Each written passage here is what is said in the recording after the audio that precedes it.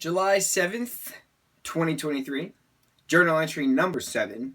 Now, here's some tales that may seem completely out of nowhere, or they're completely expected since I'm very random in my storytelling of my past adventures and such. Guess that's for you to decide, eh? Wait, eh? What am I, effing Canadian? Eh? Pass the maple syrup, you moose! No, I'm just playing. Canada's awesome. Okay. Here's another one of those meeting a friend through a friend things. I met Cole through Charlie and Parker. I met Charlie and Parker through Curtis. I also met Pete through Curtis. I met Curtis through Jake. I met Jake through Liz and Sam. I met Liz and Sam through Tom. I met Tom through his brother Sean. Again, it traces back to Sean and that late night summer movie. So, I used to be big into clairvoyancy. Like, extremely big into it. Like, I used to go to people's houses and converse with their passed on relatives or neighbors and such. It got bad. I stopped. Growing up in a haunted house does make you aware of reality, and quick. Now, aside from being a part-time medium, back in the day, I used to teach friends how to share energy. Like, transfer your energy to one another and vice versa. Like holding your hands close enough to almost touch, and you feel this wave of energy surge through one another, almost like magnets resisting the same sides touching, but in human form, and it was a positive thing, not a repelling thing. Hard to explain. Sorry. It also got to a point where I could just read someone immediately without saying a word, and when we first met. And then if we sat down for a bro session, swapping energy and such, then I could totally see right into the person, and sometimes vice versa. It was cool. It was educational. It was extremely dangerous. I can't stress that enough, so I closed that down quick. 3 of the strongest dudes I've ever met, energy-wise, are Pete, Cole, and Finn. Charlie, on the other hand, was an interesting case because he was insistent on us having Broments,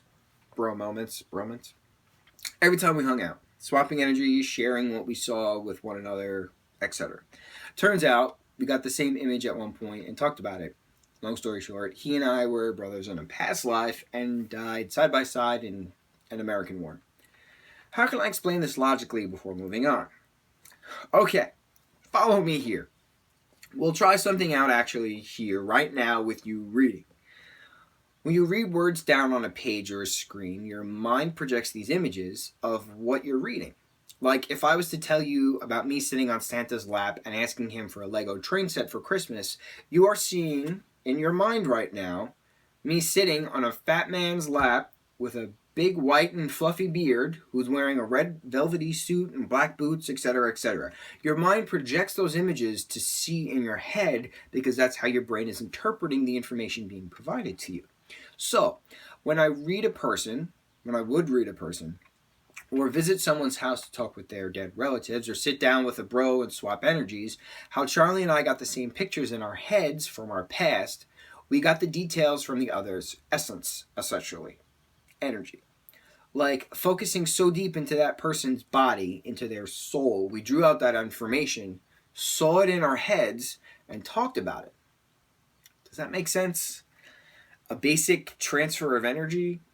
It's weird, I know, but that's just how it is. When you read a book, you get these images in your head of the characters and plot. That's how it is with clairvoyancy. So, Pete is actually the strongest bro I've ever met, energy-wise. He's his own power plant. You just gravitate to him. Like most powerful clairvoyants, though, as I've noticed, we're a bit scatterbrained because there's just so much information trying to be processed at one given point that it becomes very difficult to focus. So I haven't actually been able to bro bond with Pete as much as we should have. Still love that bro. Anyways. But this story will be about Cole, the second strongest bro I've encountered with bronze and broments. Bro bonds and bro moments. Bronze and broments. Side note. Nick doesn't count with these clairvoyant tales. I mean, yeah, he's a strong one too, but like, he's on a different level than these 3 I just mentioned. I don't know, he's on his own Nick status, like his own Nick way of life. Now, Cole. I met Cole through Charlie and Parker. I met Charlie and Parker through Curtis. Curtis used to live 3 blocks from me, way back when. And we drove out to Charlie's house for some frisbee and movies and such one day. There, Parker came over, and Parker and Charlie's friend Cole stopped by too. The 5 of us just fit together quite well. After some time of being friends, some of us became closer than the others, but that's just how it goes, I guess. Things change, people change, whatever. As soon as Cole walked through Charlie's front door, I knew immediately that this dude was a keeper, an energy keeper. Like, he just radiated all of this energy off of him. All of this energy just radiated off of him. I needed it. Basically, that's what vampirism is, energy taking. We gracefully called it energy sharing, but to each his own. LOL. So, we all played games, watched some superhero movie, played frisbee, and wound up staying up to like 3:30 a.m. sharing energy, swapping stories, doing readings off of each other. What was thought to be a basic hangout turned into a sleepover. So, before we all passed out from our exhaustion, I asked to see Cole outside just to talk, one-on-one. "You're awesome," I said to Cole once we were outside, breathing in the cold summer night's air while listening to the crickets chirp in the woods behind Charlie's backyard. "Thanks," Cole smirked as he playfully punched my shoulder. "You too, man." "And you're insanely strong," I continued. "Like, you're way more powerful than those 3 inside. Love them to death, but it's true." Obviously, I didn't want to, say that in front of them. "No, I gotcha," Cole grinned. "Like, I totally understood everything you were saying in there, and I noticed your energies too right away. I just didn't really know how to say it, especially out loud." "Thank you, bro. Seriously. It's like so refreshing to know, that I could just be able to actually talk about this clairvoyant stuff. Thanks."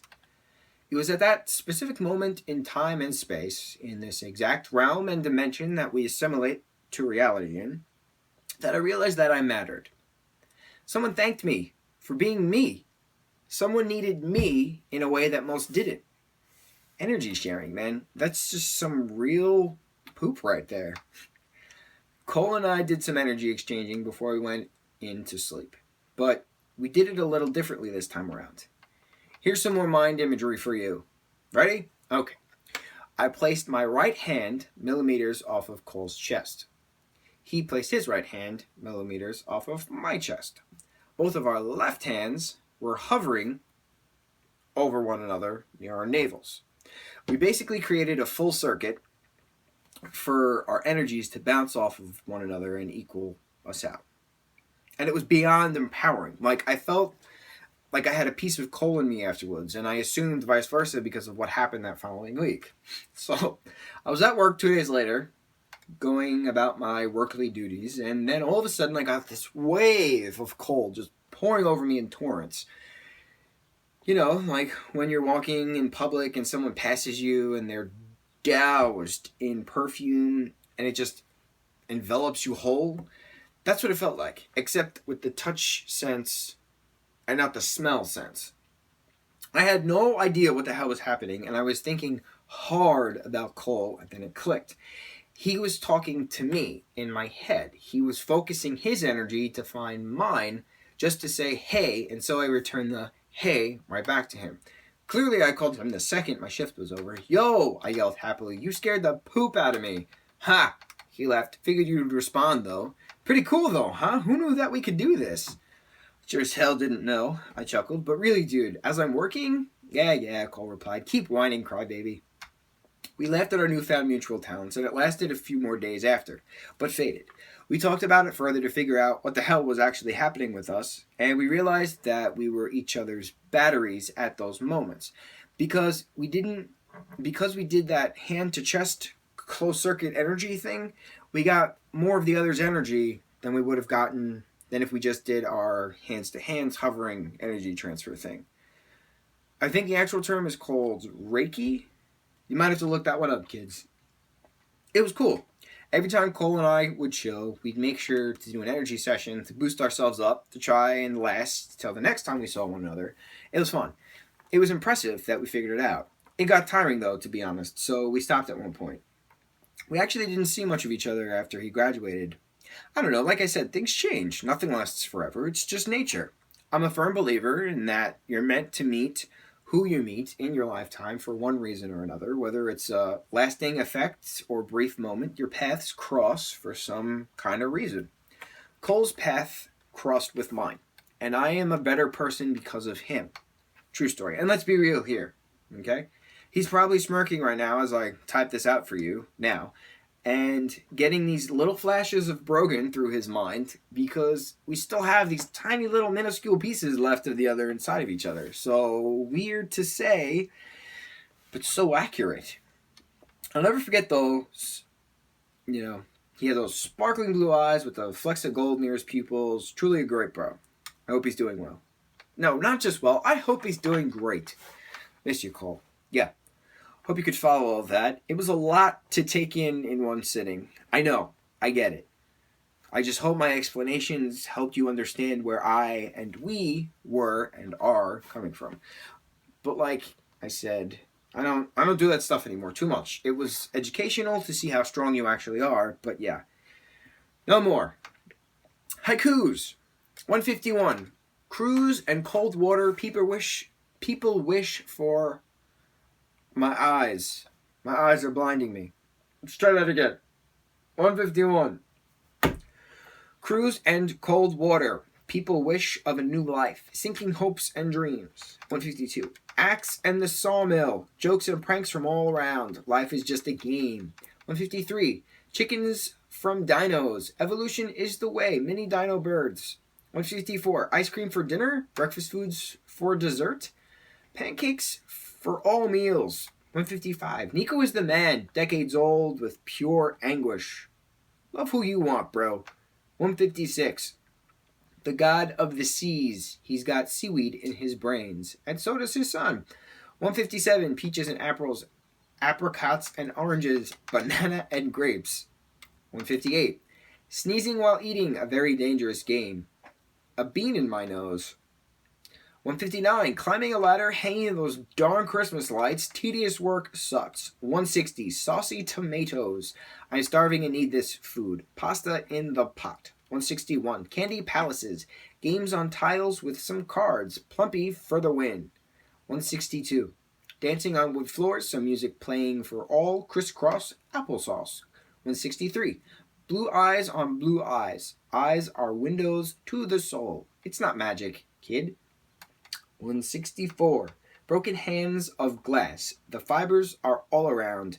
Wrapped in bandages. 165. Pizza can save lives. It's filled with pure happiness. Pizza won't leave you. 166. A turtle is green? No, it's a lot of colors. Shut the F up, girl. 167. Fireflies are great. They light up only at dusk. Yellow butts for days. 168. My bladder is small. Always have to urinate. F you, small bladder. 169. Yo, shut the F up. Keep your effing witch face locked. You're a dumb butt, Gore. 170. Naked modeling. I get paid more with clothes on? What the F is this? 171.